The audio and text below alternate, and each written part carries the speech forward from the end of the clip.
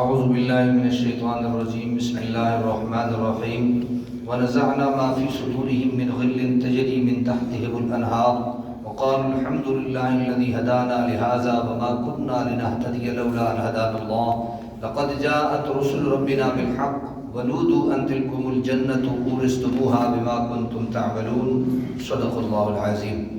آج انشاءاللہ سورہ الاعراف ہے، آیت نمبر 42 ہم انشاءاللہ سماعت کریں گے۔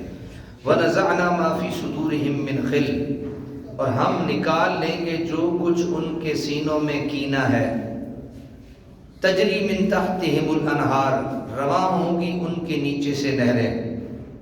دنیا میں بعض غلط فہمیوں کی وجہ سے بزا اوقات متقی اور پارسا لوگوں کے تعلقات بھی کشیدہ ہو جاتے ہیں اور ایک دوسرے کے متعلق کدورت اور ملال پیدا ہو جاتا ہے، کیونکہ ان کی یہ مخالفت اور باہمی رنجش نیک نیتی پر مبنی ہوتی ہے۔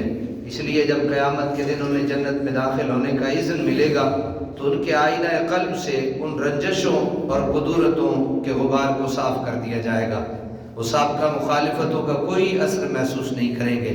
حضرت سیدنا علی کرم اللہ وجہ الکریم فرمایا کرتے تھے کہ مجھے توقع ہے کہ میں، عثمان، طلحہ اور زبیر انہی لوگوں میں سے ہیں جن کے متعلق اس آیت میں ارشاد فرمایا گیا ہے۔ وَقَالُوا الْحَمْدُ لِلَّهِ الَّذِي هَدَانَا لِهَذَا، اور کہیں گے ساری تعریفیں اللہ کے لیے جس نے راہ دکھائی ہمیں اس بہشت کی، جس نے راہ دکھائی ہمیں اس بہشت کی۔ جنت میں قرار پکڑنے کے بعد وہ اپنے رب مجید کی حمد و ثنا اور اعتراف نعمت و احسان میں محو ہو جائیں گے۔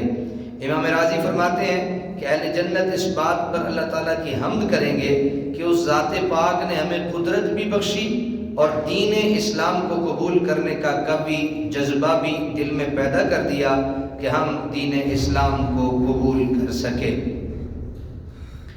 اللہ تعالیٰ کی جس نعمت پہ شکر ادا کیا جائے وہ کم ہے۔ یہ بھی ایک اللہ تعالیٰ کی نعمت ہے کہ اس نے ہمیں مسلمانوں کے گھر پیدا کیا ہے۔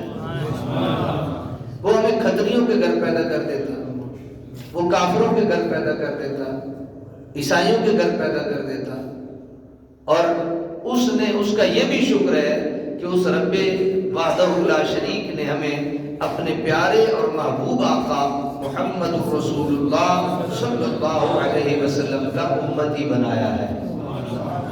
تو جو جنت میں جب پہنچ جائیں گے تو وہ یہ کہیں گے وَقَالُوا الْحَمْدُ لِلَّهِ الَّذِي هَدَانَا لِهَذَا وَمَا كُنَّا لِنَهْتَدِيَ۔ اب اگلے جملے سنیے، وَمَا كُنَّا لِنَهْتَدِيَ، ہم ہدایت یافتہ نہیں ہو سکتے تھے لولا ان هدانا اللہ، اگر نہ ہدایت دیتا ہمیں اللہ تعالیٰ۔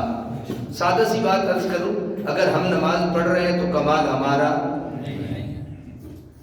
اور اگر کوئی نماز نہیں پڑھ رہا تو بدبختی اس کی ضرور ہے لیکن کسی وجہ سے۔